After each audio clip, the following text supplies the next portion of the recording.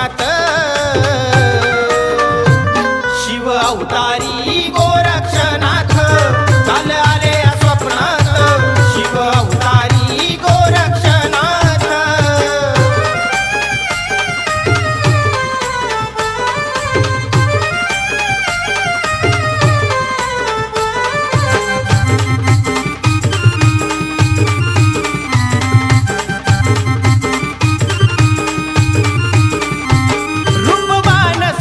तेजस्वी मूर्ती लक्षात नाथांची अल्लख निरंजन म्हणता कडी वाजली या चिमट्याची